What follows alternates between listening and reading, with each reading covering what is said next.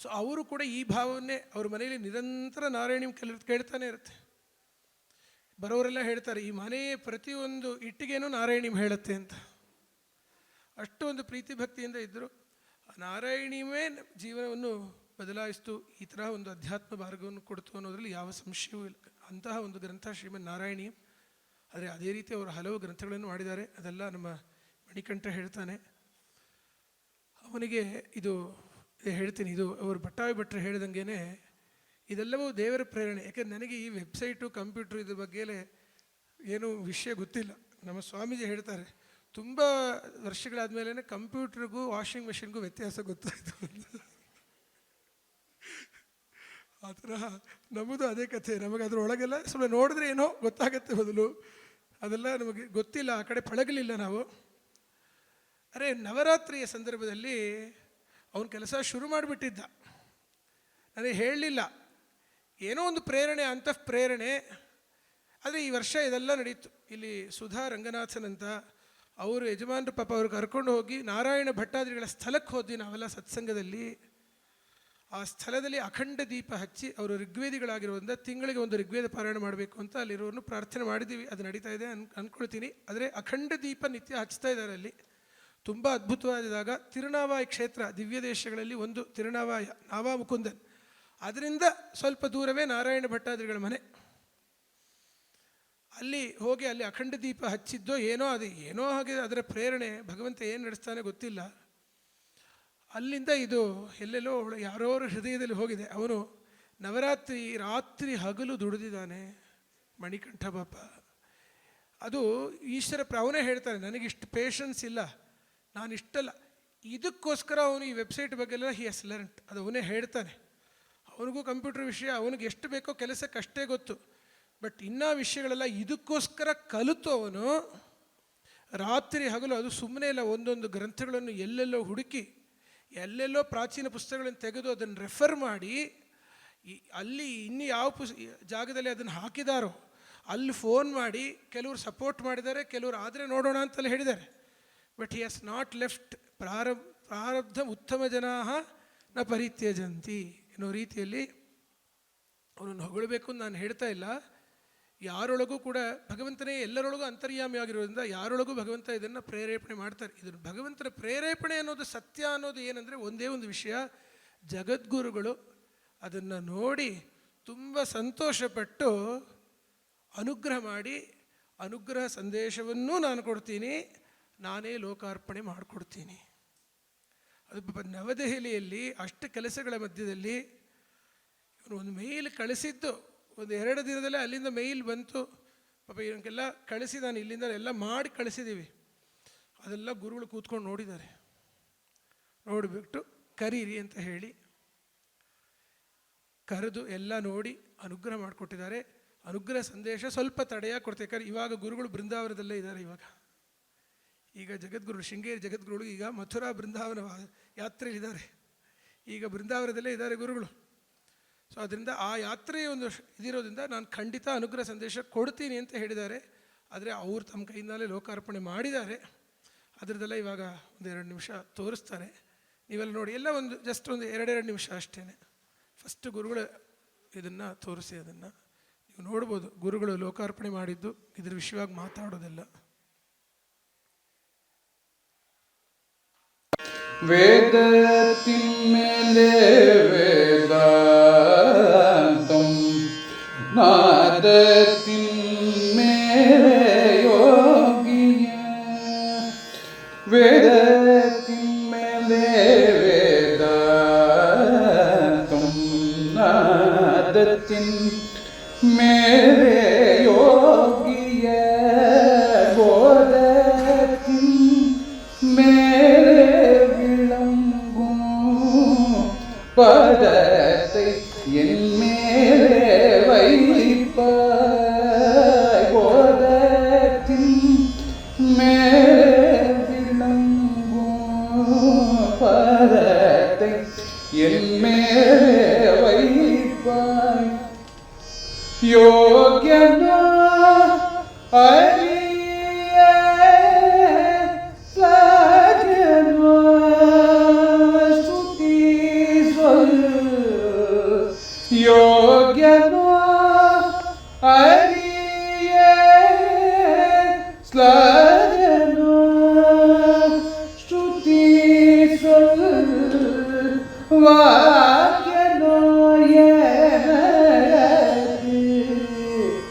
ഭാഗ്യമേ ഭാഗ്യം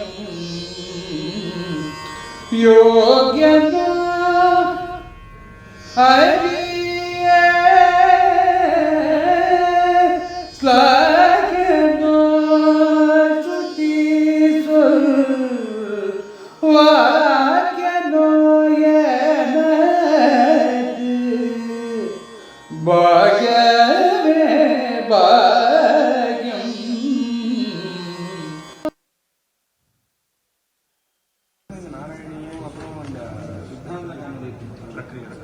பிரக்ரியா சரியா சொன்னது.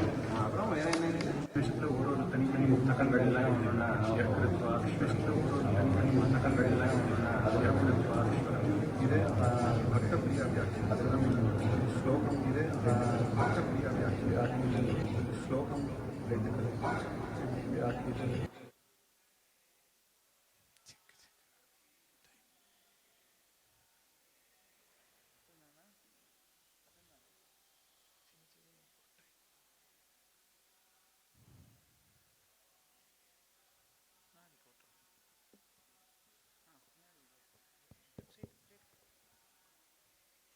ಅಪಬದ್ಧ. ಹೀಗೆ ಎಲ್ಲ ಸಮಯಕ್ಕೆ ತಕ್ಕಂತೆ ಸ್ವಲ್ಪ ಸ್ವಲ್ಪನೇ ತೋರಿಸ್ತಾ ಇದ್ದೀವಿ. ಹೀಗೆ ಗುರುಗಳು ಅದು ಸಹ ಇದನ್ನು ಲೋಕಾರ್ಪಣೆ ಮಾಡಿಕೊಟ್ರು. ಆಮೇಲೆ ನಾವು ಗುರುವಾಯೂರಲ್ಲಿ ಇದನ್ನು ಸಮರ್ಪಿಸಬೇಕು ಅಂತ ಆಸೆಪಟ್ಟು ನೋಡಿ, ಅಲ್ಲಿ ಆಚಾರ್ಯರ ಹತ್ರ ಗುರುವಾಯೂರು ಏಕಾದಶಿ ಪತ್ರಿಕೆ ಇಟ್ವಿ. ಇದು ಏನಿದು ಲಕ್ಷ್ಮೀ ನರಸಿಂಹಸ್ವಾಮಿ ದೇವಸ್ಥಾನ ಎಲ್ಲಿದೆ ಕೇಳಿದ ಗುರುಗಳೇ ಕೇಳಿದ್ದಾರೆ. ಈ ಥರ ಓಹೋ ಇಲ್ಲಿದೆಯಾ, ಈ ಥರ ಹಾಗೆ ಪೆರಿಯ ಹಾಲ್ ಇರುತ್ತಾ ಎಲ್ಲ ಕೇಳಿದ್ದಾರೆ. ಇದು ನಡೆಸೋಕ್ಕೆ ಅಲ್ಲಿ ಹಾಲ್ ಇದೆಯಾ, ಎಲ್ಲರೂ ಬರ್ತಾರಾ? ಈ ವೆಬ್ಸೈಟ್ ರಿಲೀಸ್ಗೆ ಗುರುಗಳು ಬಂದು ಆ್ಯಕ್ಚುಲಿ ಇವನು ಹೋಗಿ ತಿರ್ಗಾ ಒಂದು ವಾರ ಆದಮೇಲೆ ಹೋಗಿದ್ದಾನೆ. ಏನಕ್ಕೆ ಅಂದರೆ ಹೀಗೆಲ್ಲ ಇದನ್ನು ಸುಮ್ಮನೆ ರಿಲೀಸ್ ಮಾಡಬಾರ್ದು, ಇಲ್ಲೊಂದು ವೇದ ಶಾಸ್ತ್ರ ಸದಸ್ಯ ನಡೆಯುತ್ತೆ, ಆ ಸದಸ್ಯಲ್ಲೇ ನಾನು ರಿಲೀಸ್ ಮಾಡ್ತೀನಿ. ಅದೇ ನೀವು ನೋಡ್ಬೋದು, ಅಲ್ಲಿ ವೇದ ಪಂಡಿತರು ಶಾಸ್ತ್ರ ಪಂಡಿತರೆಲ್ಲ ಕೂತಿದ್ದಾರೆ. ಆವಾಗ ಅಲ್ಲಿ ರಿಲೀಸ್ ಮಾಡಿ ಅವ್ರಿಗೆ ವಿಷಯ ಹೇಳಿ ಅನುಗ್ರಹ ಮಾಡಿಕೊಟ್ಟಿದ್ದಾರೆ ಆಚಾರ್ಯರು. ಆಮೇಲೆ ನಾವು ಗುರುವಾಯೂರಲ್ಲಿ ಅದನ್ನು ಸಮರ್ಪಿಸಿದ್ವಿ. ಅಲ್ಲಿ ಮೇಚೇರಿ ಹರಿಕೃಷ್ಣ ನಂಬೂದ್ರಿ ಇವರೇ ಈ ಕೃಷ್ಣನ ಗುಡಿಯಲ್ಲಿ ಬಂದು ನಾರಾಯಣಿ ಪಾರಾಯಣ ಮಾಡಿದ್ರು ಈ ಸತಿ. ಅವರು ಅದೇ ತುಂಬ ಸಂತೋಷಪಟ್ಟು ಅದೆಲ್ಲ ನಿರ್ವಿಘ್ನವಾಗಿ ನಡೆಯುತ್ತೆ ಅಂತ ಹೇಳಿ ಅವರು ಮಲಯಾಳ ಭಾಷೆಯಲ್ಲಿ ಹೇಳಿದ್ದಾರೆ. ಆ ವಿಷಯ ಹೇಳ್ತೀನಿ ಅಷ್ಟೇ. ಅವರು ಒಂದು ವಿಷಯ ಹೇಳ್ತಾರೆ. ನಮ್ಮ ಕಡೆ ಎಲ್ಲ ಕೇರಳದಲ್ಲಿ ಒಂದು ವಿಷಯ ಪಂಡಿತರೆಲ್ಲ ಮಾತಾಡ್ಕೊಡ್ತಾರೆ. ಗುರುವಾಯೂರು ಕ್ಷೇತ್ರದಿಂದ ನಾರಾಯಣ ಭಟ್ಟತಿರಿಗೆ ಮಹಿಮೇನಾ ಅಥವಾ ನಾರಾಯಣ ಭಟ್ಟತಿರಿಂದ ಗುರುವಾಯೂರು ಕ್ಷೇತ್ರಕ್ಕೆ ಮಹಿಮೇನಾ? ಆವಾಗ ಪಂಡಿತರು ಕೊನೆಯಲ್ಲಿ ಏನು ನಿರ್ಣಯಕ್ಕೆ ಬಂದರು ಅಂದರೆ ಪರಸ್ಪರ ಗುರುವಾಯೂರು ಕ್ಷೇತ್ರದಿಂದ ನಾರಾಯಣ ಭಟ್ಟತಿರಿಗೂ, ಅಂದರೆ ಗುರುವಾಯೂರಪ್ಪನಿಂದ ನಾರಾಯಣ ಭಟ್ಟತಿರಿಗೂ ಹಾಗೂ ನಾರಾಯಣ ಭಟ್ಟತಿರಿಂದ ಗುರುವಾಯೂರಪ್ಪನಿಗೂ ಕೂಡ ಮಹಿಮೆ ಪ್ರಶಸ್ತ ಅಂತ ಹೇಳಿ ಗುರುವಾಯೂರಪ್ಪನಿಗೆ ನಾರಾಯಣ ಭಟ್ಟತಿರಿಯನ್ನು ಮಿಕ್ಕಿದ ಸಂತರು ಭಕ್ತರ ಸ್ಥಾನದಲ್ಲಿ ಮಾತ್ರ ಹಿಡಿದು ಇನ್ನೂ ಹೆಚ್ಚಿಡಬೇಕು ಅಂತ ಆಸೆಪಟ್ಟು ಈ ಕೆಲಸವನ್ನು ಗುರುವಾಯೂರಪ್ಪ ಮಾಡಿಕೊಟ್ಟಿದ್ದಾನೆ ಅಂತ ಹೇಳಿ ಅವರು ಸಂತೋಷಪಟ್ಟು ನಾವು ವೆಬ್ಸೈಟ್ ಇದನ್ನು ಮತ್ತು ಏಕಾದಶಿ ಪತ್ರಿಕೆಯನ್ನು ಸ್ವಾಮಿ ಹತ್ರ ಇಟ್ಟು ನಮಗೆ ಅವರು ಅನುಗ್ರಹ ಮಾಡಿಕೊಟ್ಟಿದ್ದಾರೆ. എല്ലാവർക്കും നാരായണീയം ഒരു ഭക്തകവിയായിട്ട് മാത്രമേ മേൽപ്പത്തൂരിനെ അറിയുള്ളൂ. അദ്ദേഹത്തിന്റെ വ്യാകരണ പാണ്ഡിത്യവും ശാസ്ത്ര പാണ്ഡിത്യവും ഒക്കെ നാരായണീയത്തിലൂടെ നമ്മൾ ധാരാളം അറിഞ്ഞിട്ടുണ്ട്. അതല്ലാണ്ടുള്ള കാവ്യങ്ങള് ജനങ്ങൾക്ക് എത്രത്തോളം പരിചിതമാണ് എന്നുള്ളത് സംശയമാണ്. അപ്പോ പ്രതിഫലേച്ഛയൊന്നുമില്ലാണ്ട് ലോകത്തിന് മുഴുവൻ ഉപകാരമാകുന്ന തരത്തിലേക്ക് അതിനൊരു പ്രചാരം കൊടുക്കാൻ ആരെങ്കിലും ഇറങ്ങിത്തിരിക്കാച്ചാൽ അത് വളരെ സന്തോഷമുള്ളൊരു കാര്യമാണ്. അതും ആഴത്തിൽ പഠിച്ച് ആ ശാസ്ത്രങ്ങളിൽ അദ്ദേഹത്തിന്റെ അറിവിന്റെ ഒക്കെ ആഴം മനസ്സിലാക്കിയ ആൾക്കാരാകുമ്പോൾ അത് ലോകത്തിന് എല്ലാ കാലത്തേക്കും കൂടാവുന്നുള്ള കാര്യത്തിൽ സംശയമില്ല. മുമ്പ് അമ്പലത്തിലൊക്കെ പ്രഭാഷകന്മാർ പറഞ്ഞു കേട്ടിട്ടുണ്ട്, പല ഭക്തന്മാരായിട്ടുള്ള പ്രഭാഷകന്മാരും പറഞ്ഞിട്ടുണ്ട്. എപ്പോഴും സംശയം ഉണ്ടാവുന്ന ഒരു കാര്യമാണ്, നാരായണീയം അല്ലെങ്കിൽ മേൽപ്പത്തൂർ നാരായണ ഭട്ടതിരി വഴി ഗുരുവായൂർ ക്ഷേത്രമാണോ പ്രസിദ്ധായത്, അതോ ഗുരുവായൂരപ്പനും ഗുരുവായൂർ ക്ഷേത്രം വഴി മേൽപ്പത്തൂര് നാരായണ ഭട്ടതിരിയാണോ പ്രസിദ്ധനായത് എന്ന് സംശയമാണ് എന്ന് പറഞ്ഞേക്കുന്നത്. അവസാനം എന്താണ് അതിനൊരു തീരുമാനത്തിലെത്തണമെന്ന് വെച്ച് കഴിഞ്ഞാൽ നാരായണീയവും മേൽപ്പത്തൂരും കാരണം ഭഗവാൻ കാരണം മേൽപ്പത്തൂര് നാരായണ ഭട്ടതിരി ലോകത്തിലെ പ്രസിദ്ധനായത്. അങ്ങനെയാണ് ഭക്തന്മാർ പറയാറുള്ളത്. അതുപോലെ ഭഗവാന്റെ ഒരു ആഗ്രഹമായിരിക്കും ഇങ്ങനെ മേൽപ്പത്തൂര് അങ്ങനെ കുറച്ച് ഭക്തന്മാരുടെ ഇടയിൽ ഒതുങ്ങി നിൽക്കേണ്ട ആളല്ല, ലോകം മുഴുവൻ അറിയപ്പെടേണ്ട ആളാണെന്നുള്ളത് ഭഗവാന്റെ ഇച്ഛയായിരിക്കും. അതിന് കാരണക്കാരായവര് ഭഗവാന് പ്രിയപ്പെട്ടവരായിരിക്കും ഇപ്പോഴും. അപ്പോ ഈ ഒരു വെബ്സൈറ്റ് വഴി ജനങ്ങൾക്കും ഇത് ചെയ്ത ആൾക്കാർക്കും എല്ലാവർക്കും ഭഗവാന്റെയും മേൽപ്പത്തൂരിന്റെ അനുഗ്രഹം ഉണ്ടാവട്ടെ എന്ന് പ്രാർത്ഥിക്കുന്നു. അതില് ഞാനൊരു കാരണക്കാരനായതിന് ഭഗവാനോടും എല്ലാ ഭക്തന്മാരോടും നന്ദി അറിയിക്കുന്നു. സന്തോഷം. ഹരേ കൃഷ്ണ.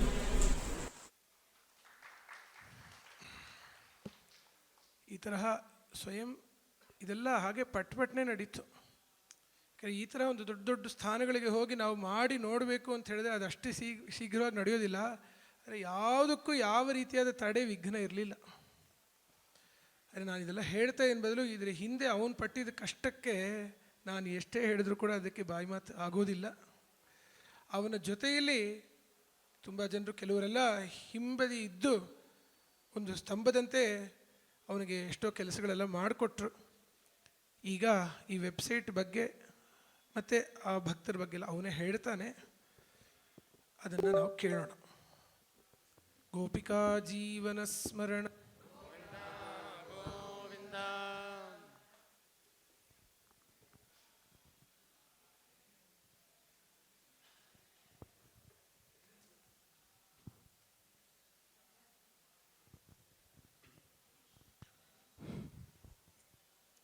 ಶ್ರೀ ಗುರುಭ್ಯೋ ನಮಃ.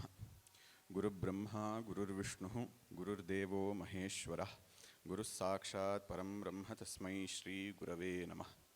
ಪ್ರಮಾಣ ನಖ ನಿರ್ಭಿನ್ನ ಮಹಾಮೋಹಾಮರಾರಯೇ ನಮಸ್ಕುರ್ಮೋ ನೃಸಿಂಹಾಯ ಸ್ವಪ್ರಕಾಶ ಚಿದಾತ್ಮನೆ.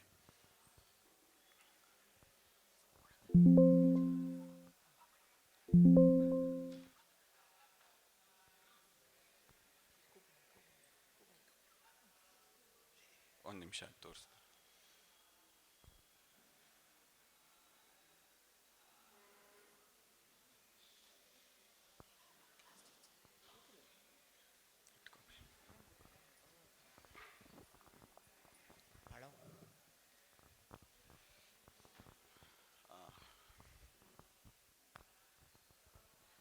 ಇದೇ ಹೋಮ್ ಪೇಜ್.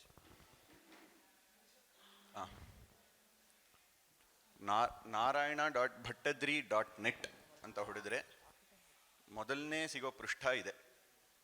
ಇದು ಕೆಳಗಡೆ ಬಂದರೆ ನಮ್ಮ ಗುರುಗಳು ಬರೆದಿರ್ತಕ್ಕಂತಹ ಶ್ಲೋಕ, ಅದರ ಅರ್ಥವನ್ನು ಕೆಳಗಡೆ ಕೊಡಲಾಗಿದೆ. ಅದಾದಮೇಲೆ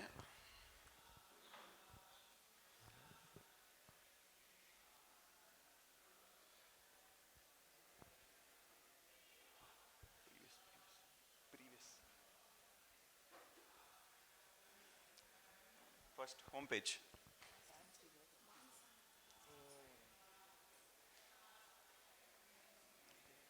ಕೆಳಗಡೆ ಬಂದರೆ 4 ಆಪ್ಷನ್ ಇರುತ್ತೆ. ಅದು ಲೋಡ್ ಆಗ್ತಾ ಇಲ್ಲ, ಇಂಟರ್ನೆಟ್ ಇಲ್ಲ. ಅಲ್ಲಿ ಅಬೌಟ್, ಅನುಗ್ರಹ ಸಂದೇಶ, ಟೆಕ್ಸ್ಟ್ ಆ್ಯಂಡ್ ಅನ್ವೇಷಣಂ ಅಂತ ಬರುತ್ತೆ. ಅಬೌಟ್ ಅಲ್ಲಿ ಕ್ಲಿಕ್ ಮಾಡಿದ್ರೆ ಇನ್ನೊಂದು ಟ್ಯಾಬ್ಗೆ ಹೋಗುತ್ತದು. ಇದೇ ಟ್ಯಾಬ್ ಅದು. ಅದರಲ್ಲಿ ಭಟ್ಟದ್ರಿ ಬಗ್ಗೆ ವಿಸ್ತಾರವಾಗಿ ಒಂದು 900 ಪೇಜ್ ರಿಸರ್ಚ್ ಡಾಕ್ಯುಮೆಂಟ್ನ ಇಟ್ಕೊಂಡು ಎಲ್ಲ ಪಂಡಿತರು ಸಮ್ಮತವಾಗಿ ಒಪ್ಕೊಂಡಿರ್ತಕ್ಕಂತಹ ವಿಷಯಗಳನ್ನು ಮಾತ್ರ ಸ್ವೀಕರಿಸಿ, ಮತ್ತು ಅವರವ್ರ ಶಿಷ್ಯರು ಆ ಪುಸ್ತಕದಲ್ಲಿ ಆ ಶ್ಲೋಕಗಳನ್ನು ಇದ್ದರೆ ಮಾತ್ರ ಆ ಥರ ಶ್ಲೋಕಗಳನ್ನು ಮಾತ್ರ ನೋಡಿ ಹಾಕಿದ್ದೀವಿ. ಅದರಲ್ಲಿ ನಿರ್ವಿವಾದವಾಗಿ ಯಾವ ಯಾವ ವಿಷಯಗಳಿದೆಯೋ ಅದನ್ನು ಮಾತ್ರ ಇಲ್ಲಿ ಹಾಕಲಾಗಿದೆ. ಮೇಲ್ಗಡೆ ಹೋದರೆ ಇಲ್ಲಿ ಲ್ಯಾಂಗ್ವೇಜ್ ಅಂತ ಇರುತ್ತೆ. ಇಲ್ಲಿ ಇಷ್ಟು ಭಾಷೆಗಳಲ್ಲಿ ಭಟ್ಟಪಾದರ ಬಗ್ಗೆ ವಿಸ್ತೃತವಾಗಿ ಇದೇ ವಿಷಯವನ್ನು ಬೇರೆ ಬೇರೆ ಬೇರೆ ಭಾಷೆಯಲ್ಲಿ ಕೊಟ್ಟಿದ್ದೀವಿ. ಕನ್ನಡ ಅಲ್ಲಿ ಮಾಡಿದ್ರೆ ಕನ್ನಡ ಅಲ್ಲಿ ಬರುತ್ತೆ. ಇದು ಅವರ ಬಗ್ಗೆ ಇರತಕ್ಕಂತಹ ಜೀವನ ವೃತ್ತಾಂತ ಸಂಪೂರ್ಣವಾಗಿ ಕೊಟ್ಟಿದ್ದೀವಿ. ಅದಾದ್ಮೇಲೆ ಇರ್ತಕ್ಕಂತಹ ಇದು ಗ್ರಂಥಗಳಲ್ಲಿ ನಮಗೆ ಮುಖ್ಯವಾಗಿ ಗೊತ್ತಿರೋದು ಅದನ್ನು ಮೂರಾಗಿ ವಿಂಗಡಣೆ ಮಾಡ್ಕೊಂಡಿದ್ದೀವಿ. ಸ್ತೋತ್ರ ಗ್ರಂಥಗಳು, ಪ್ರಬಂಧಗಳು, ಶಾಸ್ತ್ರಗಳು ಅಂತ ಮೂರಾಗಿ ವಿಂಗಡಣೆ ಮಾಡಿಕೊಂಡು ಅದು ಬಿಟ್ಟು ಮುಕ್ತಕಗಳನ್ನಾಗಿ ಇನ್ನೊಂದು ಭಾಗವನ್ನು ಸೇರಿಸ್ಕೊಂಡಿದ್ದೀವಿ. ಸ್ತೋತ್ರ ಗ್ರಂಥಗಳಲ್ಲಿ ಮೊದಲನೇದಾಗಿ ಇರೋದು ನಾರಾಯಣೀಯಂ.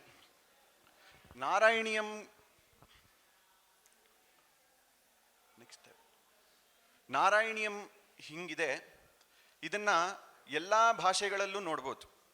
ಇಷ್ಟೂ ಭಾಷೆಗಳಲ್ಲಿ ನಾರಾಯಣೀಯಂ ಸಿಗುತ್ತೆ. ಈಗ ಮುಂದೆ ಕಾಲಾಂತರದಲ್ಲಿ ಈಗಾಗಲೇ ಮಾತಾಡಿದ್ದೀವಿ, ಫ್ರೆಂಚ್, ರಷ್ಯನ್, ಚೈನೀಸ್ ಇತ್ಯಾದಿ ಭಾಷೆಗಳಲ್ಲೂ ಅದು ಲಿಪಿ ಮಾರ್ಪಾಡಿಗೆ ಮಾಡ್ತಾ ಇದ್ದೀವಿ ಈಗಾಗಲೇ.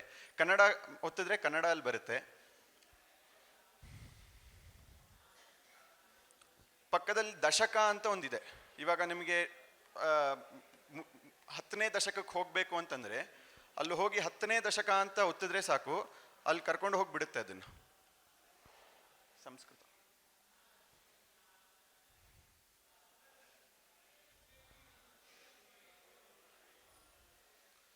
5ನೇ ದಶಕ ಒತ್ತಿದ್ರೆ 5ನೇ ದಶಕಕ್ಕೆ ಅದಾಗದೆ ಕರ್ಕೊಂಡು ಹೋಗಿಬಿಡುತ್ತೆ.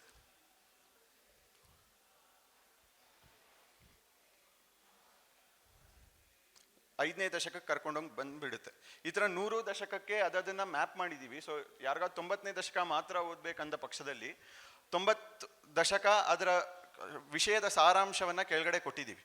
ಅದನ್ನು ಒತ್ತಿದ್ರೆ ಅದು ಸಾಕ್ಷಾತ್ತಾಗಿ 90ನೇ ದಶಕಕ್ಕೆ ಕರ್ಕೊಂಡು ಹೋಗಿಬಿಡುತ್ತೆ. ಈ ಥರ ಎಲ್ಲ ಭಾಷೆಗಳಲ್ಲೂ ಕೊಟ್ಟಿರ್ತಕ್ಕಂತಹ ಎಲ್ಲ ಭಾಷೆಗಳಲ್ಲೂ ಆಗ್ಬೋದು. ಅದಾದಮೇಲೆ ಇರ್ತಕ್ಕಂತಹ ಗ್ರಂಥ ಶ್ರೀಪಾದ ಸಪ್ತತಿ.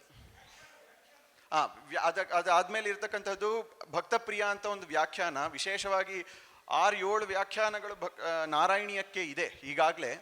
ಅದರಲ್ಲಿ ನನಗೆ ಸಮಸ್ತ ಶಾಸ್ತ್ರವನ್ನು ಪಾಠ ಮಾಡಿ ನನಗೆ ಹೇಳ್ಕೊಟ್ಟಂತಹ ನಮ್ಮ ಗುರುಗಳು ಶೃಂಗೇರಿಯಲ್ಲಿರ್ತಕ್ಕಂತಹ ವಿದ್ವಾನ್ ನವೀನ್ ಹೊಳ್ರು ಈಗಾಗಲೇ ಅವರು ಯಾವುದೋ ಒಂದು ಪ್ರಾಜೆಕ್ಟ್ಗಾಗಿ ನಾರಾಯಣೀಯವನ್ನು ಸಂಪೂರ್ಣವಾಗಿ ಸಂಸ್ಕೃತದಲ್ಲೇ ವ್ಯಾಖ್ಯಾನವನ್ನು ಟೈಪ್ ಮಾಡಿ ಇಟ್ಟಿದ್ರು.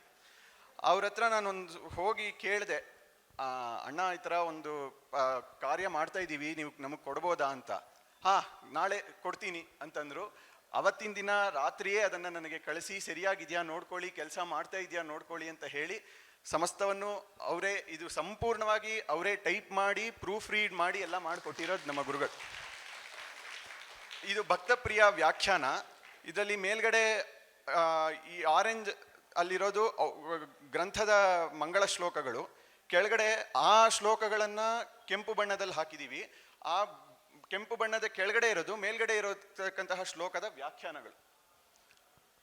ಇದನ್ನು ಅಷ್ಟೇ ಆ ದಶಕಕ್ಕೆ ಹೋಗೋ ಥರ ಇಟ್ಟಿದ್ದೀವಿ.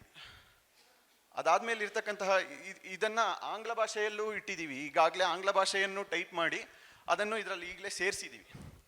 ಅದಾದಮೇಲೆ ಇರ್ತಕ್ಕಂಥದ್ದು ಶ್ರೀಪಾದ ಸಪ್ತತಿ. ಅಮ್ಮನವರ ಪಾದದ ಮೇಲೆ 70 ಶ್ಲೋಕಗಳನ್ನು ಭಟ್ಟದ್ರಿಗಳು ಬರೆದಿರ. ಕೇವಲ ಪಾದದ ಮೇಲೆ 70 ಶ್ಲೋಕಗಳನ್ನು ಸುಮಾರು ಪುರಾಣಗಳಿಂದ ಬರ್ತಕ್ಕಂತಹ ಕಥೆಗಳನ್ನು ತಗೊಂಡು ಅಮ್ಮನವರ ಪಾದದ ಮಹಿಮೆಯನ್ನು ಅದರಲ್ಲಿ ಬರೆದಿದ್ದಾರೆ. ಇದನ್ನು ಅಷ್ಟೇ ಎಲ್ಲ ಭಾಷೆಗಳಲ್ಲೂ ಎಲ್ಲರೂ ನೋಡ್ಕೋಬೋದು. ಪ್ರಾಯ ಏನಾಗುತ್ತೆ, ಬೇರೆ ಕಡೆ ದ್ರವಿಡ ಭಾಷೆಯಲ್ಲಿ ಹಾಕಿದಾಗ ತಕಾರಕ್ಕೆ, ದಕಾರಕ್ಕೆ, ಥಕಾರಕ್ಕೆ ವ್ಯತ್ಯಾಸ ಗೊತ್ತಿರಲ್ಲ. ಅದಕ್ಕೆ ನಾವೇನು ಮಾಡಿದ್ದೀವಿ ಅಂತಂದರೆ 1, 2, 3 ಅಂತ ತಕಾರದಲ್ಲಿ 3 ಅಂತ ಹಾಕಿದಾಗ ದಕಾರ ಅಂತ ಅರ್ಥ ಮಾಡ್ಕೊಳ್ಳೋ ಹೆಂಗೆ ದ್ರವಿಡ ಭಾಷಿಗರು ಓದ್ತಾರೋ ಆ ಥರ ಒಂದು ವ್ಯವಸ್ಥೆಯನ್ನು ಮಾಡಿ ಇಟ್ಟಿದ್ದೀವಿ. ಅದಾದಮೇಲೆ ಇರ್ತಕ್ಕಂಥದ್ದು ಇದಕ್ಕೆ ಒಂದು ಅರ್ಥ, ಸಂಪೂರ್ಣವಾಗಿ ಇದಕ್ಕೆ ಅರ್ಥವನ್ನು ಬರೆದಿರೋದು ಆಂಗ್ಲ ಭಾಷೆಯಲ್ಲಿ ನಮ್ಮ ಗುರುಗಳು. ಅವರು ಈಗಾಗಲೇ ನನ್ನ ಹತ್ರ ಹೇಳಿದರು, ಇಲ್ಲಿ ಬರೋಕ್ಕೆ ಮುಂಚೆ ಇದು ಯಾವುದನ್ನು ಹೇಳಬಾರ್ದು ಅಂತ ಒಂದು ಹೇಳಿದರು. ಅದಾದಮೇಲೆ ಇರೋದು ಗುರುವಾಯುಪುರೇಶ ಸ್ತವ ವಾತಾಲಯಾದೀಶ್ವರ ದಶಕ ಅಂತ ಗುರುವಾಯೂರಪ್ಪನ ಮೇಲೆ ನಾರಾಯಣೀಯವನ್ನು ಬಿಟ್ಟು ಮುಕ್ತಕವಾಗಿ ಒಂದು 10 ಶ್ಲೋಕಗಳನ್ನು ಮಾಡಿದ್ದಾರೆ. ಅದು ಸಂಪೂರ್ಣವಾಗಿ 10 ಶ್ಲೋಕಗಳು ಸಿಕ್ಕಿಲ್ಲ. ಎಷ್ಟು ಭಾಗಗಳು ಸಿಕ್ಕಿದೆಯೋ, ಕ್ರೋಡಪತ್ರಗಳಲ್ಲಿ ಎಷ್ಟು ಭಾಗಗಳು ಸಿಕ್ಕಿದೆಯೋ ಆ ಕ್ರೋಡಪತ್ರಗಳನ್ನೆಲ್ಲ ನೋಡಿ, ಪಾಠಭೇದಗಳನ್ನೆಲ್ಲವನ್ನು ನೋಡಿ, ಅದನ್ನು ಇರ್ತಕ್ಕಂತಹ ಕ್ರೋಡಪತ್ರಗಳಿಂದ ಸಂಗ್ರಹಿಸ್ತಕ್ಕಂತಹ ಅಷ್ಟು ಶ್ಲೋಕಗಳನ್ನು ಇಲ್ಲಿ ಹಾಕಿದ್ದೀವಿ. ಈಗಾಗಲೇ ತ್ರಿಶೂರ್ನಲ್ಲಿ ಒಬ್ಬರ ಹತ್ರ ಈ ಪುಸ್ತಕ ಇದೆ. ನೋಕಾಮ್ ಅಂತ ಹೇಳಿ ಫೋನ್ ಇಟ್ಟವ್ರು ಇನ್ನೂ ಫೋನ್ ತೆಗ್ದಿಲ್ಲ. ಪ್ರಾಯ ಅವ್ರು ಕೊಟ್ಟರೆ ಅದನ್ನು ಮುಗಿಸ್ತೀವಿ.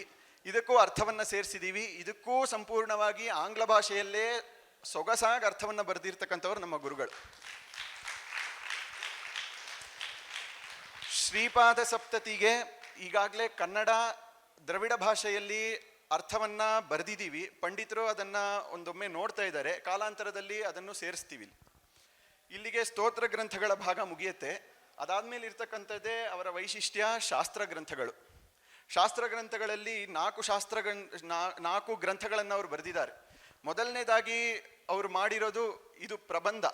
ಇದು ಅಪಾಣಿನೀಯ ಪ್ರಾಮಾಣ್ಯ ಅಂತ ಒಂದು ಗ್ರಂಥವನ್ನು ಮಾಡಿದ್ದಾರೆ. ತುಂಬ ಸೊಗಸಾಗಿದೆ.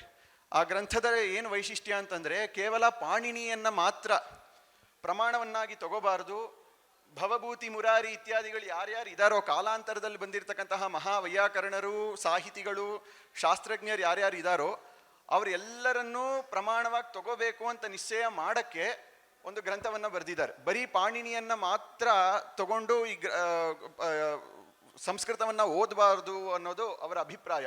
ಅಲ್ಲೂ ಪ್ರಮಾಣವಾಗಿ ಯಾರನ್ನು ತಗೋತಾರೆ ಅಂತಂದರೆ, ಅಲ್ಲೂ ನಮ್ಮ ಭಗವತ್ಪಾದನ್ನೇ ಪ್ರಮಾಣವಾಗಿ ತಗೋತಾರೆ. ಅಲ್ಲೊಂದು ಕಡೆ ಹೇಳ್ತಾರೆ, ಪ್ರಪಂಚ ಸಾರದಲ್ಲಿ ಹುನೇದ್ ಅಂತ ಒಂದು ಶಬ್ದ ಬರುತ್ತೆ. ಹುನೇದ್ ಅಂತ ಶಬ್ದ ಇದೆ. ಆ ಹುನೇದ್ ಅನ್ನೋ ಶಬ್ದಕ್ಕೆ ಸಾಧುತ್ವವನ್ನ ವೈಯಾಕರಣ ಅಂಗೀಕರಿಸಲ್ಲ. ಆದರೂ ಅದನ್ನು ಯಾಕೆ ಅಂಗೀಕರಿಸಬೇಕು ಅಂತ ವಿಸ್ತಾರವಾಗಿ ಪೂರ್ವಪಕ್ಷ ಸಿದ್ಧಾಂತ ಅವರೇ ಮಾಡಿಕೊಂಡು ಆ ಗ್ರಂಥವನ್ನು ಬರೆದು ಮುಗಿಸಿದ್ದಾರೆ. ಒಂದು 10-12 ವಿಪಕ್ಷ ಕೋಟಿಗಳನ್ನು ಅವರೇ ಹಾಕೊಂಡು ಗ್ರಂಥಗಳನ್ನು ಬರೆದು ಮುಗಿಸಿದ್ದಾರೆ. ಅದಾದಮೇಲೆ ಇರೋದು ಧಾತು ಕಾವ್ಯ. ಕ್ರಿಯಾಪದಗಳನ್ನು ಸೂಚಿಸ್ತಕ್ಕಂತಹ ಧಾತುಗಳನ್ನು ಕೃಷ್ಣ ಕಥೆಯ ಮೂಲಕ ಸಂಪೂರ್ಣವಾಗಿ ಕಂಸ ವಧೆಯ ಪರ್ಯಂತ ಅತೀ ರಮಣೀಯವಾಗಿ ಹೊಸ ಹೊಸ ಹೊಸ ಹೊಸ ಹೊಸ ಪದಗಳನ್ನು ಅವರೇ ಕೆಲವು ಸಲ ಏನು ಮಾಡಿದ್ದಾರೆ, ತದ್ಧಿತ ಪ್ರತ್ಯಯಗಳು ಅಂತ ಇರುತ್ತೆ. ಆ ತದ್ಧಿತ ಪ್ರತ್ಯಯಗಳನ್ನು ಹಾಕಿ ಕ್ರಿಯಾಪದವನ್ನಾಗಿ ಮಾಡಿ ಅದನ್ನು ಸೇರಿಸಿ ಸುಮಾರು 3 ಸರ್ಗಗಳಲ್ಲಿ ಮಾಡಿದ್ದಾರೆ. ಅದಕ್ಕೊಂದು ವ್ಯಾಖ್ಯಾನವೂ ಸಿಕ್ಕಿದೆ, ಕೃಷ್ಣಾರ್ಪಣ ಅಂತ ಒಂದು ವ್ಯಾಖ್ಯಾನ. ಅದನ್ನು ಇಲ್ಲಿ ಸೇರಿಸಿದ್ದೀವಿ. ಅದು ಕೃಷ್ಣಾರ್ಪಣ ವ್ಯಾಖ್ಯಾನ 2 ಪಂಕ್ತಿಗಳಲ್ಲಿ ಕೊಟ್ಟಿದ್ದಾರೆ. ಮೊದಲನೇ ಸಾಲಿನಲ್ಲಿ ಏನು ಮಾಡ್ತಾರೆ, ಸಮಸ್ತವಾಗಿ ಆ ಶ್ಲೋಕದ ಸಾರಾಂಶವನ್ನು ಹೇಳ್ತಾರೆ. 2ನೇ ಪಂಕ್ತಿಯಲ್ಲಿ ಏನು ಮಾಡ್ತಾರೆ, ಆ ಒಂದೊಂದು ಪದದ ವ್ಯಾಕರಣ ವಿಶಿಷ್ಟವನ್ನು ಅಲ್ಲಿ ಹೇಳ್ಕೊಂಡು ಬರ್ತಾರೆ. ತುಂಬ ಸೊಗಸಾಗಿದೆ. ಅದೊಂದು ಧಾತು ಕಾವ್ಯ ಅಂತ ಒಂದೊಂದು ಗ್ರಂಥ. ಅದಾದ್ಮೇಲೆ ಇರೋ ಗ್ರಂಥ ಮಾನಮೇಯೋದಯ ಅಂತ ಒಂದು ಗ್ರಂಥ. ಭಟ್ಟಪಾದರ ವಾಸ್ತವವಾಗಿ ಶಾಸ್ತ್ರಜ್ಞರಿಗೆ ಅದೇ ರುಚಿ. ಯದ್ಯಪಿ ನಾರಾಯಣೀಯ ಎಲ್ಲ ಇದ್ರೂ ಮಾನಮೇಯೋದಯ ಓದಿದಾಗ ಭಟ್ಟಪಾದರ ಹೃದಯ ಏನು ಅಂತ ಗೊತ್ತಾಗತ್ತೆ. ಮಾನಮೇಯೋದಯದಲ್ಲಿ ತಾರ್ಕಿಕರು ವೇದಾಂತಿಗಳು 4 ಪ್ರಮಾಣಾದಿಗಳನ್ನು ಅಂಗೀಕರಿಸ್ತೀವಿ. ಮೀಮಾಂಸಕರು 6 ಪ್ರಮಾಣಗಳನ್ನು ಅಂಗೀಕರಿಸ್ತಾರೆ. ಅರ್ಥಾಪತಿ ಅನುಪಲಬ್ಧಿ ಅಂತ 2 ಪ್ರಮಾಣಗಳನ್ನು ಅವರು ಅಂಗೀಕರಿಸ್ಕೊಂಡು ವಿಚಾರವಾಗಿ ದೀರ್ಘವಾದ ವಿಚಾರವನ್ನು ಮಾಡಿ ಸ್ಥಾಪನೆಯನ್ನು ಮಾಡ್ತಾರೆ. ಅವ್ರಿಗೆ ಪ್ರಧಾನ ಪೂರ್ವಪಕ್ಷಿಗಳು 2. ಮೀಮಾಂಸಕರಿಗೆ ಪ್ರಧಾನ ಪೂರ್ವಪಕ್ಷಿಗಳು 2. ಜೈನ ಬೌದ್ಧರು ಒಂದು ಪಕ್ಷ, ಇನ್ನೊಂದು ತಾರ್ಕಿಕರು ಇನ್ನೊಂದು ಪಕ್ಷ. ಆ ತಾರ್ಕಿಕರ ಶಬ್ದವನ್ನು ವಿಸ್ತಾರವಾಗಿ ಮಾಡಬೇಕಾದ್ರೆ ಸುಮಾರು ವಿಷಯಗಳನ್ನು ಹೇಳ್ತಾರೆ. ಅಲ್ಲಿ ಹೇಳಿ ಮೀಮಾಂಸಾ ಶಾಸ್ತ್ರವನ್ನು ಓದಬೇಕಾದ್ರೆ ಏನಾಗುತ್ತೆ, ವೇದದ ಪ್ರಾಮಾಣ್ಯವನ್ನು ಅಪೌರುಷಯತ್ವವನ್ನು ಹೇಳಕ್ಕೆ ಒಂದು ಭಾಗವನ್ನು ಇಟ್ಟಿರ್ತಾರೆ. ಇಲ್ಲಿ ಇವರು ವೈಶಿಷ್ಟ್ಯ ಏನು ಅಂತಂದರೆ, ಶಬ್ದದ ನಿತ್ಯತ್ವವನ್ನು ಸ್ಥಾಪಿಸಿ ಅಲ್ಲಿಯೇ ಶಬ್ದವು ನಿತ್ಯವಾಗಿರೋದ್ರಿಂದ ಶಬ್ದವು ಅಪೌರುಷಯವಾಗಕ್ಕೂ ಸಾಧ್ಯ ಅಂತ ಹೇಳಿ ಅದನ್ನು ಅಲ್ಲಿ ತುಂಬ ಅತ್ಯಂತ ಸೊಗಸಾಗಿ ಅದನ್ನು ತಂದು ನಿಲ್ಲಿಸ್ತಾರಲ್ಲಿ. ಈಗ ಆ ಥರ 6 ಪ್ರಮಾಣಗಳನ್ನು ಮತ್ತೆ ಅವರು ತಾರ್ಕಿಕರನ್ನು ಖಂಡನೆ ಮಾಡಬೇಕಾದ್ರೆ ಅತ್ಯಂತ ಸೊಗಸಾಗಿ ಮಾಡ್ತಾರೆ. ನಾವು ತಾರ್ಕಿಕರು ಏನು ಮಾಡ್ತೀವಿ, ಮಿಥ್ಯಾ ಅಂತ ಹೇಳಕ್ಕೆ ಪ್ರತಿಪನ್ನೋ ತ್ರೈಗಾಲಿಕ ನಿಷೇಧ ಅಪ್ರತಿಯೋಗಿತ್ವಂ ಅಂತ ಇಷ್ಟು ದೊಡ್ಡದಾಗಿ ಒಂದು ವಾಕ್ಯಗಳನ್ನು ಹೇಳ್ತೀವಿ. ಅವರು ಅದನ್ನು ಯಾವುದನ್ನೂ ಪರಿಗಣಿಸೇ ಇಲ್ಲ. ಮಿಥ್ಯಾ ಅಂತ ಹೇಳಕ್ಕೆ ನಾವು ಪ್ರತಿಪನ್ನೋ ತ್ರೈಗಾಲಿಕ ನಿಷೇಧ ಅಪ್ರತಿಯೋಗಿತ್ವಂ ಅಂತೆಲ್ಲ ಹೇಳಿದ್ರೆ ಅವರು ಅದನ್ನು ಹಾಕದೆ ಮಿಥ್ಯಾ ಅಂತ ಹಾಕಿದ್ದಾರೆ ಅಷ್ಟೇ. ಅಂದರೆ ಎಷ್ಟೇ ನೀವು ಜೋರಾಗಿ ಏನಾದರೂ ಹೇಳ್ಕೊಳ್ಳಿ, ನಾನು ಏನು ವಿಷಯ ಬೇಕೋ ಅದನ್ನು ತೊಗೊಂಡು ನಾನು ಖಂಡನೆ ಮಾಡ್ತೀನಿ ಅಂತ ತುಂಬ ಸೊಗಸಾಗಿ ಖಂಡನೆ ಮಾಡಿದ್ದಾರೆ. ಇನ್ನೊಂದು ವೈಶಿಷ್ಟ್ಯ ಏನು ಅಂದರೆ, ಮಾನಮೇಯೋದಯ ಗ್ರಂಥದಲ್ಲಿ ಭಗವತ್ಪಾದರನ್ನು ಪೂರ್ವಪಕ್ಷವಾಗಿ ತಗೋತಾರೆ. ಯಾಕಂದರೆ ವೇದಾಂತಿಗಳು ಮೀಮಾಂಸಕರಿಗೆ ಒಂದು ಕಡೆಯ ಪೂರ್ವಪಕ್ಷಿಗಳೇ. ಅದರಿಂದ ಭಗವತ್ಪಾದರನ್ನು ಅಲ್ಲಿ ಸ್ವೀಕರಿಸಿ ಶಾಸ್ತ್ರ ದೃಷ್ಟಿಯಿಂದ ಭಗವತ್ಪಾದರನ್ನು ಅಲ್ಲಿ ಖಂಡನೆ ಮಾಡಿದ್ದಾರೆ. ಈ ಥರ ಅದನ್ನು ಪ್ರಮಾಣವನ್ನು ಇಟ್ಟು ಪ್ರಮೇಯಗಳನ್ನು ದ್ರವ್ಯಜಾತಿ ಗುಣ ಕರ್ಮ ಸಾಮಾನ್ಯ ಅಭಾವಾಹ ಅಂತ ಯಾವ ನವದ್ರವ್ಯಾಣಿ ಅಂತ ತಾರ್ಕಿಕರು ಹೇಳ್ತಾರೋ ಆ ನವದ್ರವ್ಯಗಳ ನಿರೂಪಣೆ ತಾರ್ಕಿಕರಿಗೂ ಮೀಮಾಂಸಕರಿಗೂ ತುಂಬ ವ್ಯತ್ಯಾಸವಾಗಿರುತ್ತೆ. ಆ ವ್ಯತ್ಯಾಸಗಳನ್ನೆಲ್ಲ ಸೊಗಸಾಗಿ ತೋರಿಸಿ ಮೀಮಾಂಸಕರ ಮತವೇ ಯಾಕೆ ಉತ್ಕೃಷ್ಟ ಅಂತಲೂ ತೋರಿಸಿದ್ದಾರೆ. ಅತ್ಯಂತ ಸೊಗಸಾಗಿರ್ತಕ್ಕಂತಹ ಒಂದು ಗ್ರಂಥ ಮಾನವೀಯೋದಯ. ಅದಾದಮೇಲೆ ಇರ್ತಕ್ಕಂಥದ್ದು ಪ್ರಕ್ರಿಯಾ ಸರ್ವಸ್ವ. ಪ್ರಕ್ರಿಯಾ ಸರ್ವಸ್ವ ಏನು ಅಂತಂದರೆ, ವ್ಯಾಕರಣವನ್ನು ಓದೋರು ಮೊದಲನೇದಾಗಿ ಓದೋದು ಸಿದ್ಧಾಂತ ಕೌಮುದಿ. ಆ ಸಿದ್ಧಾಂತ ಕೌಮುದಿ ಸಂಜ್ಞಾ ಪ್ರಕರಣ ಎಲ್ಲ ಆದಮೇಲೆ ಮೊದಲನೇದಾಗಿ ಬರೋದು ಪಂಚಸಂಧಿ ಪ್ರಕರಣ ಬರುತ್ತೆ. ಅಲ್ಲೇ ಸುಮಾರು ಜನಕ್ಕೆ ಸಾಕಾಗೋಗುತ್ತೆ. ಯಾಕಂದರೆ ಸುಮ್ಮನೆ ಒಂದು ಗುಣಸಂಧಿಯನ್ನು ತಗೊಂಡ್ರೆ ಸುದ್ಯುಪಾಸ್ಯ ಅನ್ನೋ ಒಂದು ವಿಷಯದಲ್ಲೇ ಸುಮಾರು ಚರ್ಚೆಯನ್ನು ಮಾಡಿ ಸುದ್ಯುಪಾಸ್ಯ ಅನ್ನೋ ಪದವನ್ನೇ ಹೆಂಗೆ ಒಂದು 8-9 ರೀತಿಯಲ್ಲಿ ಬರಿಬೋದು, ಯಾಕೆ ಅದು ಸರಿ ಇಲ್ಲ, ಇದ್ಯಾಕೆ ಸರಿ ಅಂತ ಸುಮಾರು ವಿಚಾರವನ್ನು ವೈಯಾಕರಣರು ಮಾಡ್ತಾರೆ. ಭಟ್ಟಪಾದ್ರೆ ಏನು ಮಾಡಿದ್ದಾರೆ, ಈ ಗೋಜಲೆ ಬೇಡ ಅಂತ ಹೇಳಿ ಸ್ವತಂತ್ರವಾಗಿ ಪ್ರಕ್ರಿಯಾ ಸರ್ವಸ್ವವನ್ನು ಅವರೇ ರಚನೆ ಮಾಡಿದ್ದಾರೆ. ಸಿದ್ಧಾಂತ ಕೌಮುದಿಗೆ ಸಮಾನವಾಗಿರ್ತಕ್ಕಂತಹ ಗ್ರಂಥ. ಇದರಲ್ಲಿ ಸಂಸ್ಕೃತ ವ್ಯಾಕರಣದ ಪ್ರಯೋಗಗಳನ್ನು ಮಾತ್ರ ಹೇಗೆ ಬರುತ್ತೆ, ಅದರಲ್ಲಿ ಏನು ವಿಶೇಷತೆ ಇದೆ ಅಂತ ಅಷ್ಟೇ ಹೇಳ್ತಾರೆ ಬಿಟ್ಟರೆ ಪೂರ್ವಪಕ್ಷ ಸಿದ್ಧಾಂತಗಳು ವಿವಿಧ ರೀತಿಗಳನ್ನು ಯಾವುದನ್ನು ತರಲ್ಲ. ಅದಲ್ಲದೆ ಮತ್ತೊಂದು ವೈಶಿಷ್ಟ್ಯ ಈ ಗ್ರಂಥದ ಬಗ್ಗೆ ಏನು ಅಂತಂದರೆ, ಎಲ್ಲ ಕಡೆ ಉದಾಹರಣೆಯನ್ನು ಕೊಡಬೇಕಾದ್ರೆ ವೈಯಾಕರಣರು ಬೇರೆ ಬೇರೆ ಉದಾಹರಣೆಗಳನ್ನು ಕೊಡ್ತಾರೆ. ಭಟ್ಟಪಾದ್ರೆ ಏನು ಮಾಡಿದ್ದಾರೆ, ಎಲ್ಲಾದು ಉದಾಹರಣೆಯನ್ನು ಕೊಡಬೇಕಂದ್ರೆ ಕೃಷ್ಣನನ್ನೇ ಉದಾಹರಣೆಯನ್ನು ಕೊಟ್ಟಿದ್ದಾರೆ. ಕೃಷ್ಣನ ಜೀವನದಲ್ಲಿ ಬರೋ ವಿಷಯಗಳನ್ನೇ ಉದಾಹರಣೆಯಾಗಿ ಕೊಟ್ಕೊಂಡು ಹೋಗಿದ್ದಾರೆ. ಆ ಥರ ಕ್ರಿಯಾಪ್ರಯೋಗದಲ್ಲೂ ಕ್ರಿಯಾಪದದ ಪ್ರಯೋಗ ಲಟ್ಟಲೋ ಲಂಗಲೋ ಸುಮಾರು ವಿಷಯಗಳನ್ನು ಚರ್ಚೆ ಮಾಡ್ತಾರೆ. ಅದನ್ನು ಯಾವುದನ್ನು ಅವ್ರು ಸ್ವೀಕರಿಸದೆ ಅದಕ್ಕೆ ಪಂಕ್ತಿಯನ್ನು ಸುಲಭವಾಗಿ ಬರೀತಾರೆ. ಅಷ್ಟೆಲ್ಲ ತಲೆ ಕೆಡಿಸ್ಕೊಳ್ಳೋದು ಬೇಡ ಅಂತ ಅನಿಸ್ಬಿಡುತ್ತೆ ಭಟ್ಟಪಾದರ ಪ್ರಕ್ರಿಯಾ ಸರ್ವಸ್ವವನ್ನು ಓದಿದ್ರೆ. ಇದು ಶಾಸ್ತ್ರ ಗ್ರಂಥ. ಈಗಾಗಲೇ ಅದರಲ್ಲಿ ಅದು ತುಂಬ ದೊಡ್ಡ ಗ್ರಂಥ, ಸಂಪೂರ್ಣವಾಗಿ ಹಾಕೋಕ್ಕಾಗಿಲ್ಲ. ಅದರ ಮೊದಲನೇ ಅಧ್ಯಾಯವಾಗಿರ್ತಕ್ಕಂತಹ ಸಂಜ್ಞಾ ಪ್ರಕರಣವನ್ನು ಮಾತ್ರ ಹಾಕಿದ್ದೀವಿ. ಕಾಲಾಂತರದಲ್ಲಿ ಅದನ್ನು ಸೇರಿಸ್ತೀವಿ. ಅದಾದಮೇಲೆ ಇರೋದು ಮುಕ್ತಕಗಳು. ಮುಕ್ತಕಗಳು ಬೇರೆ ಬೇರೆ ಸಂದರ್ಭಗಳಲ್ಲಿ ಭಟ್ಟಪಾದರು ಅವರವರಿಗೆ, ಅವರ ಮಿತ್ರರಿಗೋ ಅವರಿಗೆ ಸ್ವಯಂ ಆಗೋ ಬರೆದಿರ್ತಕ್ಕಂತಹ ಬೇರೆ ಬೇರೆ ಶ್ಲೋಕಗಳು. ಆ ಎಲ್ಲ ಶ್ಲೋಕಗಳು ಮಾತ್ರ ಸಿಕ್ಕಿದ್ದು ನಮಗೆ, ಅದಕ್ಕೆ ಅರ್ಥ ಸಿಕ್ಕಿರಲಿಲ್ಲ. ಅದಕ್ಕೂ ಅರ್ಥವನ್ನು ನಮ್ಗೆ ಬರ್ಕೊಟ್ಟವರು ನಮ್ಮ ಗುರುಗಳು. ಸಂಪೂರ್ಣವಾಗಿ ಆಂಗ್ಲ ಭಾಷೆಯಲ್ಲಿ ಅರ್ಥವನ್ನು ಬರ್ಕೊಟ್ಟು ಅವರೇ ಸ್ವತಃ ದ್ರವಿಡ ಭಾಷೆಗೂ ಭಾಷಾಂತರ ಮಾಡಿ, ಕನ್ನಡಕ್ಕೂ ಅವರೇ ಭಾಷಾಂತರ ಮಾಡಿ ಈಗ ಸಂಪೂರ್ಣವಾಗಿ ಸಿದ್ಧವಾಗಿದೆ. ದ್ರವಿಡ ಭಾಷೆಗೂ ಕನ್ನಡ ಭಾಷೆಗೂ ಈಗಾಗಲೇ ಪ್ರೂಫ್ ರೀಡಿಂಗ್ ನಡೀತಾ ಇದೆ. ಆಂಗ್ಲ ಭಾಷೆದು ಮಾತ್ರ ಇಲ್ಲಿ ಸೇರಿಸಿದ್ದೀವಿ. ಅದಾದಮೇಲೆ ಇರ್ತಕ್ಕಂತಹ ಒಂದು ವಿಶೇಷ ಈ ಜಾಲಪುಟದಲ್ಲಿ ಅನ್ವೇಷಣಂ ಅಂತ ಒಂದು ವಿಷಯ. ಅನ್ವೇಷಣಂ ಅನ್ನೋ ವಿಷಯದಲ್ಲಿ ಒಂದು ಪದವನ್ನು ನೀವು ಹುಡುಕಬೇಕು ಅಂತಂದರೆ ಆ ಗ್ರಂಥವನ್ನು ತಿರುಗಿಸ್ಬೇಕಾಗಿಲ್ಲ. ನಾವು ಒಂದು ಮೆಷಿನ್ ಲರ್ನಿಂಗ್ ಮಾಡೆಲನ್ನು ಇದ್ರ ಒಳಗಡೆ ಹಾಕಿದ್ದೀವಿ. ಅದೇನು ಮಾಡುತ್ತೆ ಅಂದರೆ, ನೀವು ಒಂದು ಪದವನ್ನು ಹಾಕಿದ್ರೆ ಆ ಪದ ಎಲ್ಲೆಲ್ಲಿ ಎಷ್ಟೆಷ್ಟು ಸಲ ಬಂದಿದೆ ಅಂತ ತೋರಿಸುತ್ತೆ. ಒಂದು ಉದಾಹರಣೆಗೆ ಜಗದಾತ್ಮ ಅಂತ ಒಂದು ಪದ. ಜಗದಾತ್ಮ ಅನ್ನೋದು ಅಲ್ಲಿ ಬರುತ್ತೆ, ಪ್ರಹ್ಲಾದನ ಚರಿತ್ರೆಯಲ್ಲಿ ಬರಬೇಕಾದ್ರೆ ಬರುತ್ತೆ, ಅರೆ ಕ್ವಾಸವು ಸಕಲ ಜಗದಾತ್ಮ ಹರಿರೀತಿ ಅಂತ. ಅದನ್ನು ಒತ್ತಿದ್ರೆ ಆ ಗ್ರಂಥದಲ್ಲಿ ಎಲ್ಲಿ ಬರುತ್ತೆ ಅದನ್ನು ಮಾತ್ರ ಹೈಲೈಟ್ ಮಾಡಿ ನಮಗೆ ತೋರಿಸುತ್ತೆ.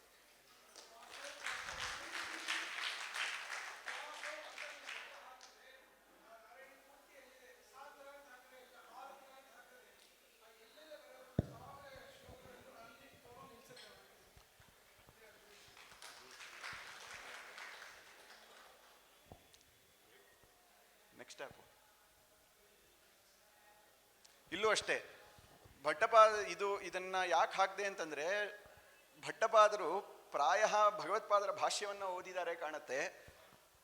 ಭಗವಂತನ ನಿರ್ಗುಣ ವಿಷಯವನ್ನು ಹೇಳಬೇಕಾದ್ರೆ ಒಂದು ಪದವನ್ನು ಹಾಕ್ತಾರೆ, ನಿತ್ಯ ಶುದ್ಧ ಪ್ರಬುದ್ಧಾಯ ತುಭ್ಯಂ ನಮಃ ಅಂತ ಹಾಕ್ತಾರೆ. ಭಗವತ್ಪಾದರಿಗೆ ತುಂಬ ಇಷ್ಟವಾದಂತಹ ವಾಕ್ಯ. ಭಾಷ್ಯಾದಿಗಳನ್ನು ಓದಿದ್ರೆ ಆಗಾಗ ಭಗವತ್ಪಾದರು ಉಪಯೋಗಿಸ್ತಕ್ಕಂತಹ ಪದ ಏನು ಅಂತಂದರೆ, ಈ ನಿತ್ಯ ಶುದ್ಧ ಪ್ರಬುದ್ಧಾಯ, ನಿತ್ಯ ಶುದ್ಧ ಬುದ್ಧ ಮುಕ್ತ ಸ್ವಭಾವ, ಈ ಥರ ಪದಗಳನ್ನು ಭಗವತ್ಪಾದರು ಸುಮಾರಾಗಿ ಉಪಯೋಗಿಸ್ತಾರೆ. ಪ್ರಾಯ ಇವರು ಭಾಷ್ಯಾದಿಗಳನ್ನು ಓದಿರೋದ್ರಿಂದ ಈ ಪದ ಪ್ರಯೋಗಾದಿಗಳನ್ನು ಅವ್ರು ಮಾಡಿದ್ದಾರೆ ಅಂತ ಗೊತ್ತಾಗುತ್ತೆ. ಹೀಗೆ ಈ ಸಂಪೂರ್ಣವಾಗಿ ಈ ಜಾಲಪುಟ ಈಗಾಗಲೇ ನಿರ್ಮಾಣವಾಗಿದೆ. ಕೆಲಸ ಉಳಿದಿರೋದು ಪ್ರಕ್ರಿಯಾ ಸರ್ವಸ್ವದಲ್ಲಿ ಇತರ ಖಂಡಗಳನ್ನು ಹಾಕಬೇಕಾಗಿರೋದು, ಅದನ್ನು ಕಾಲಾಂತರದಲ್ಲಿ ಹಾಕ್ತೀವಿ. ಇದನ್ನು ಈಗ ಸದ್ಯಕ್ಕೆ ಎಲ್ಲರೂ ಉಪಯೋಗಿಸ್ಕೋಬೋದು. ಪ್ರಬಂಧಗಳು ಪ್ರಬಂಧ ಸುಮಾರು 30 ಪ್ರಬಂಧಗಳಿದೆ. ಅದು ಭಾರತ, ರಾಮಾಯಣ, ಭಾಗವತ. ಅಜಾಮಿಳ ಮೋಕ್ಷ ಇದೆ, ಗಜೇಂದ್ರ ಮೋಕ್ಷನೇ 2 ಬರೆದಿದ್ದಾರೆ. ಕೈಲಾಸ ಶೈಲ ವರ್ಣನ, ಅರ್ಜುನನ ಜೊತೆಯಲ್ಲಿ ಸ್ವಾಮಿ ಹೋದಾಗ ಕೈಲಾಸ ಶೈಲ ನೋಡಿ, ಸ್ಟಾರ್ಟಿಂಗೇ ಅದು ಅಜಾಮಿಳ ಮೋಕ್ಷ. ಅಷ್ಟಮಿ ಮಹೋತ್ಸವ ಪ್ರಬಂಧ ಅನ್ನೋದು ಕೇರಳದಲ್ಲಿರುವಂತಹ ವೈಕತ್ ಎನ್ನುವ ಶಿವಕ್ಷೇತ್ರ, ಅಲ್ಲಿ ನಡೆಯುವಂಥ ಅಷ್ಟಮಿ ಮಹೋತ್ಸವದ ಬಗ್ಗೆ ಒಂದು ಪ್ರಬಂಧ ಬರೆದಿದ್ದಾರೆ. ದಕ್ಷಯಾಗ ಪ್ರಬಂಧ, ಹಾಗೆ ಕೆಳಗಳಿ ಲಕ್ಷ್ಮಣ. ದೂತವಾಕ್ಯ ಪ್ರಬಂಧ, ಗಜೇಂದ್ರ ಮೋಕ್ಷ ಪ್ರಬಂಧ, ಕೈಲಾಸ ವರ್ಣನ ಪ್ರಬಂಧ, ಕಿರಾತ ಪ್ರಬಂಧ, ಕಿರಾತಾರ್ಜುನೀಯ, ಮತ್ತು ಕೋಟಿ ವಿರಹ ಪ್ರಬಂಧ,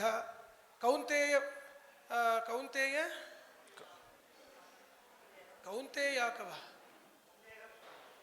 ಪ್ರಬಂಧ, ಕುಚೇಲೋಪಾಖ್ಯಾನ ಪ್ರಬಂಧ, ಮತ್ಸ್ಯಾವತಾರ, ನಾಳಾಯಣಿ ಚರಿತ್ರ, ಇವಳ ಪೂರ್ವ ಚರಿತ್ರ. ಯಾರೇ ಇಲ್ಲಪ್ಪ, ನಾಳಾಯಣಿ ಎಂದ್ರೆ ದ್ರೌಪದಿಯ ಪೂರ್ವ ಚರಿತ್ರ. ದ್ರೌಪದಿಗೆ 5 ಗಂಡಸರ ಬಗ್ಗೆ ಎಲ್ಲರೂ ಪ್ರಶ್ನೆ ಹೇಳ್ತಾರಲ್ವ, ಅದಕ್ಕೆಲ್ಲ ಉತ್ತರ ಕೊಟ್ಟಿದ್ದಾರೆ. ನಾಳಾಯಣಿ ಪ್ರಬಂಧ, ನೃಗಮೋಕ್ಷ, ಇದೆಲ್ಲ ಭಾಗವತ. ಪಾಂಚಾಲಿ ಸ್ವಯಂವರ, ರಾಜಸೂಯ ಪ್ರಬಂಧ, ರಾಕ್ಷಸೋತ್ಪತ್ತಿ ಪ್ರಬಂಧ, ಸಂತಾಲ ಗೋಪಾಲ ಪ್ರಬಂಧ, ಶೂರ್ಪಣಕ ಪ್ರಲಾಪ ಪ್ರಬಂಧ, ಅದು ರಾಮಾಯಣ.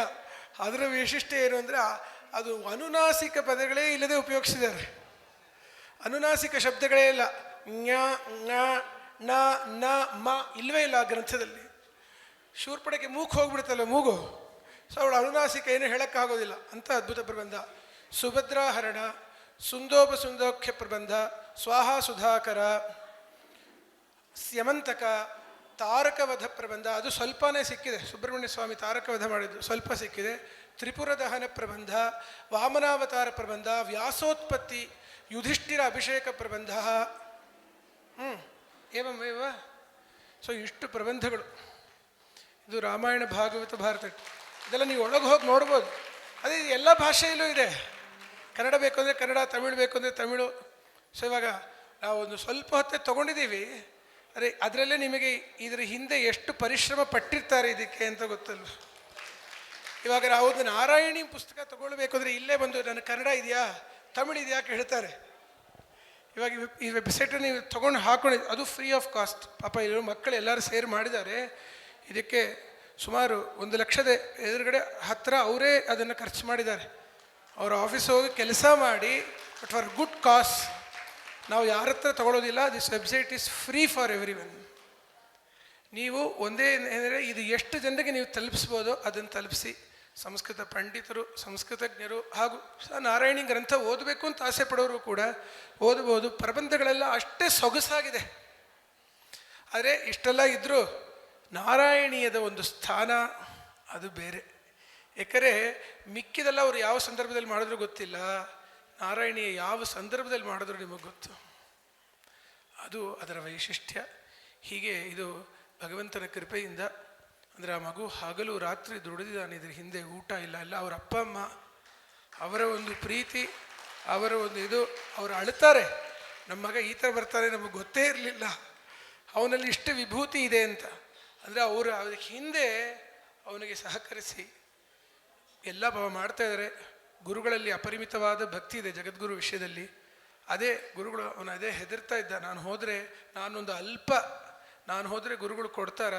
ನಮ್ಮ ಮಾತೆ ಹೇಳೋದೆ, ನೀನು ಸದ್ಗುರು ಪಾಹಿ ಪರಮದಯಾಳು ಪಾಹಿ. ಇಲ್ಲಿಂದ ನಿನ್ನ ಪ್ರೀತಿ ಇದೆ ಅಂದರೆ ಖಂಡಿತ ಗುರುಗಳಿಗೆ ಇಟ್ ವಿಲ್ ಕಮ್ಯುನಿಕೇಟ್. ಹೋಗಿ ಗುರುಗಳೆಲ್ಲ ನೋಡಿ, ನಾವು ಸ್ವಲ್ಪ ಅಷ್ಟೇ ತೋರಿಸಿದ್ದೀವಿ. ಆ ನಾರಾಯಣಿ ಭಕ್ತಪ್ರಿಯ ವ್ಯಾಖ್ಯಾನ, ಇದು ಎನ್ನೇ ಭಕ್ತಪ್ರಿಯ ವ್ಯಾಖ್ಯಾನ, ಇದು ಯಾರು ಬರೆದಿದ್ದಾರೆ ಅಂತ ಕೇಳಿ ಒಂದು ಶ್ಲೋಕ ಪೂರ್ತಿ ಓದಿದ್ದಾರೆ. ವ್ಯಾಖ್ಯಾನ ಓದಿ, ತುಂಬ ಚೆನ್ನಾಗಿ ಮಾಡಿದ್ದಾರೆ ಅಲ್ವೇ, ಒಳ್ಳೇದು, ಇದನ್ನೇ ಹಾಕಿ. ಅದೇ ಪ್ರತಿಯೊಂದು ಅವರು ನೋಡಿ ಅಂಗೀಕಾರ ಮಾಡಿಕೊಟ್ಟಿದ್ದಾರೆ. ಸೊ ಈ ವೆಬ್ಸೈಟ್ ಇವತ್ತು ಲಕ್ಷ್ಮೀ ನರಸಿಂಹಸ್ವಾಮಿ ಸನ್ನಿಧಿಯಲ್ಲಿ ಇದನ್ನು ನಾವು ಸಮರ್ಪಿಸ್ತಾ ಇದ್ದೀವಿ. ಆ ಮಗುಗೆ ಒಂದು ಆಶೀರ್ವಾದ ಮಾಡಿ, ಅಣ್ಣ ಆಶೀರ್ವಾದ ಮಾಡ್ತಾನೆ. ಮತ್ತು ಇದಕ್ಕೆ ಯಾರೆಲ್ಲ ಸಹಕರಿಸಿದಾರೋ ಅವರಿಗೆ ಒಂದು 2 ನಿಮಿಷ ಆಶೀರ್ವಾದ ಆಗಿ ಮಿಕ್ಕಿದ 3 ದಶಕ ಪಾರಾಯಣ ಮಾಡಿ ಪೂರ್ತಿ ಮಾಡಿಕೊಳ್ಳೋಣ. ಗೋಪಿಕಾ ಜೀವನ ಸ್ಮರಣಂ ಲಿಂಕ್ ಚೊಲ್ಲಿ ನೀವು www.narayana.bhattadri.net ಇದೆ. ಅಗೈನ್ ಸೇ www.narayana.bhattadri.net BHATTADRI.net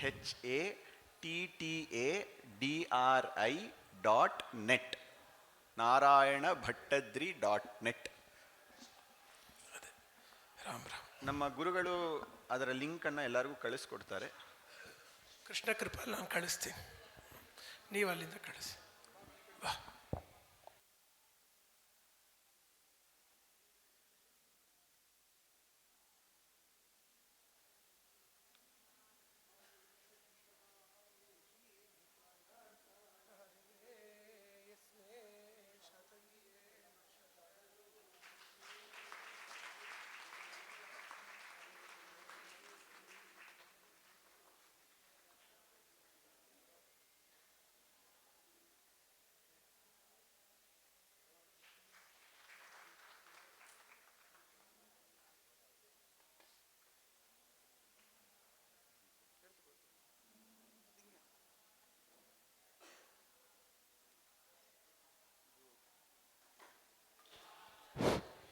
ಇದು ಮೊದಲನೇದಾಗಿ ಮಲಯಾಳ ಭಾಷೆಯಲ್ಲಿ ಭಾಷಾಂತರವನ್ನು ಮಾಡಿ ಪ್ರೂಫ್ ರೀಡ್ ಮಾಡಿಕೊಟ್ಟಂಥವ್ರು ಜಯಂತಿ ಮಾಮಿ, ವಸಂತಿ ಮಾಮಿ. ಅವರಿಲ್ಲ, ಅವರ ಗೈರು ಹಾಜರಲ್ಲಿ ಜಯಂತಿ ಮಾಮಿಗೆ ನಾವು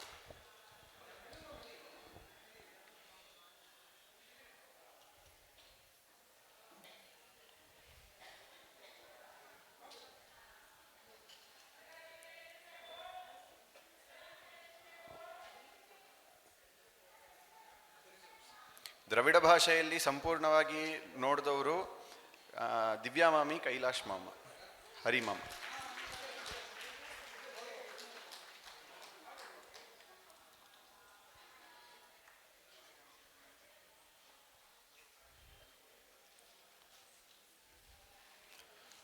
ಮಾನಮೇಯೋದಯ ಗ್ರಂಥ ನೋಡಿದ್ವಲ್ಲ, ಆ ಗ್ರಂಥವನ್ನು ಸಂಪೂರ್ಣವಾಗಿ ನಮಗೆ ಟೈಪ್ ಮಾಡಿಕೊಟ್ಟವರು ಶ್ರೀಮತಿ ಮತ್ತು ಶ್ರೀ ಅಭಿಲಾಷ್ ಅವರು.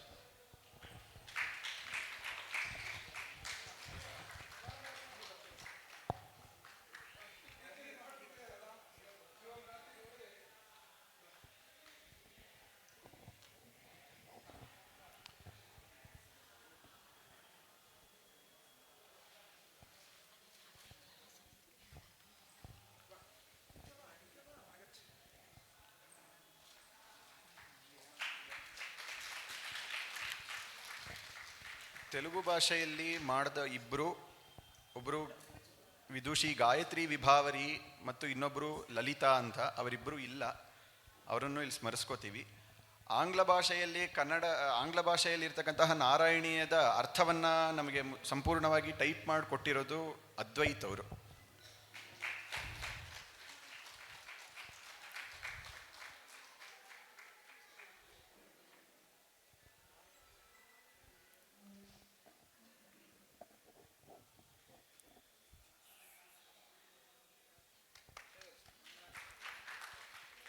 ನನಗೂ ಗಣಕಯಂತ್ರಕ್ಕೂ ಸಂಬಂಧ ಇಲ್ಲ. ಎಲ್ಲಾದರೂ ಸ್ವಲ್ಪ ಸಿಕ್ಕಾಕೊಂಡದ ಪರಿಸ್ಥಿತಿಯಲ್ಲಿ ನನಗೆ ಭ್ರಾತನಂತೆ ಇದ್ದು ಸಹಾಯ ಮಾಡಿದವರು ವೆಂಕಟಕೃಷ್ಣನ್ ಶರ್ಮಾ ಅಂತ, ಅವರು ಬಂದಿಲ್ಲ, ಅವರನ್ನು ಇಲ್ಲಿ ಸ್ಮರಿಸ್ಕೋತೀವಿ.